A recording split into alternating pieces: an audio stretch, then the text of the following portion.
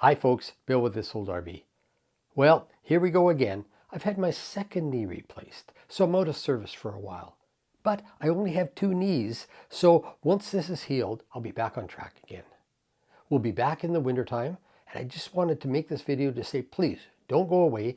When you come back in the winter, if you're willing to do that, we're going to take a journey together that's going to be pretty exciting. We're going to leave Vancouver Island, probably in the dead of winter, which is the worst possible time to leave. And we'll drive through the USA to Mexico, to the Sea of Cortez. And I need you along that journey because it's going to be kind of an emotional trip. I've got to sell our sailboat, and I've had it for 25 years. So I need you on that trip, and we have to gather up our belongings that we've got in storage and bring them back to Canada. And then we want to get on with what we like to do right now, and that's RVing. So we got to get rid of the boat first. So in case you forget us between now and the winter, following this ramble, there's a short video, 6 minutes long. Yeah, it's a rerun, but it's a short nutshell, whatever, of what we're all about. Michaela and I and our life. And it'll just give you a little bit of a snapshot into what to expect in Mexico. And there's images there of the boat that you have to help me sell. Okay, so please watch the video, and we'll come back in the wintertime and we'll take this trip together. Thanks for staying with us.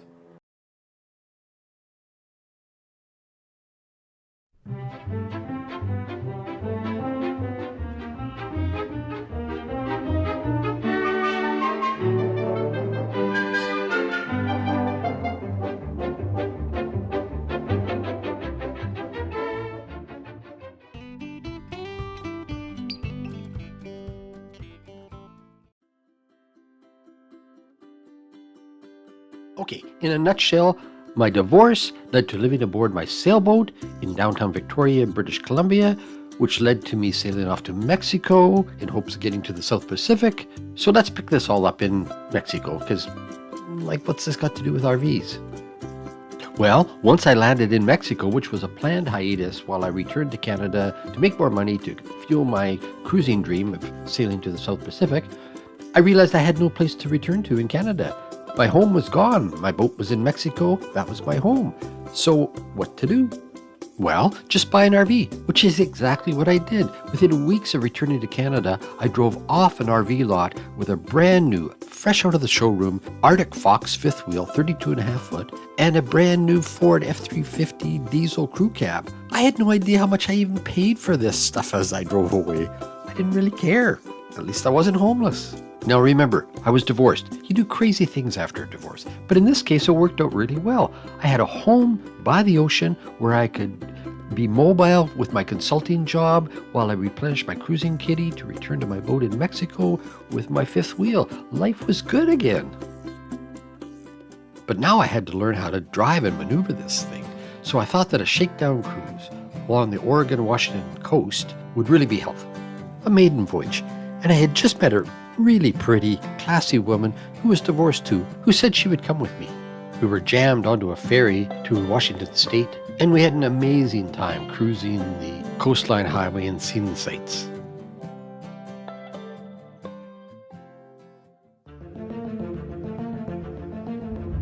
Hey, I really hate the way these things bend in the middle, and I don't have an aptitude for this. So while trying to back up into an Oregon State campsite, I guess I went perpendicular and I punched out the window of my brand new truck. Well, you can just imagine, in a crowded campsite, everybody and their dog came out to help me, or just to gawk. I was so embarrassed and I was so frustrated. I remember telling the guy who offered to park it for me, I said, you know what, if you can park this effing thing, you can have it. When things had settled down the next day, I filed an out-of-country claim with our insurance broker back in British Columbia, and they routed me back towards Eugene, Oregon, to have the window repaired by a mobile glass expert. Well, along that red line of a highway is a little town called Drain with a gas station that we were in desperate need of. We drove straight in to the sound of scraping and grinding. We didn't think to stop until we were brought to a halt by what we later learned was our air conditioner being rammed through the roof of the RV. We didn't quite fit. So back on the phone with ICBC, our insurance broker, and when I reported the claim, she said to me, "But Mr. Chrysler, we've already received your claim." I had to say, "Well, this is another one, and it's even better." The gas station owner wouldn't let us go until he was assured he would receive the repair costs for the damage to the gas station. So I put him on the phone with our insurance broker and wandered out to the RV to try to get it unwedged from the overhead canopy. And the only way we could do this, to the clapping cheers of a bunch of guys in front of a cafe across the street, was to let the air out of the tires. It was really humiliating. There was a moment in all of this when I looked down at my new travel mate, who has been so supportive and caring. I think that's the moment I fell in love with her. As we got underway back to Eugene, we were intercepted by our glass repair guy, who came alongside us on the highway and directed us to the RV place where he would do the work. When we later asked him how he knew it was us, he replied, "Not very hard. When I came across an RV with an air conditioner hanging by a thread from its roof and a blasted out rear window with out-of-country plates, I knew." Our insurance broker called while all this work was being done to clarify the two claims because they were confused. When I confirmed that there in fact were two claims, the broker said to me, "Mr. Chrysler, I think you should let your wife drive." I knew it was too complicated to explain that she wasn't my wife. And then she asked me for our plans for returning to Canada. And without a thought, I said, "Well, we're sitting here having all this work done. We're going to have a couple of gin and tonics and then hit the road." Oh my God, there was silence.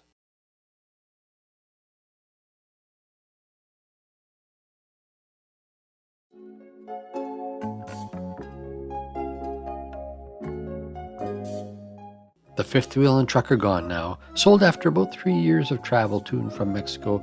We had wonderful experiences, taking different routes each time. We named the truck Harold and the fifth wheel the Turtle. They'll never be forgotten, but it was time to move on.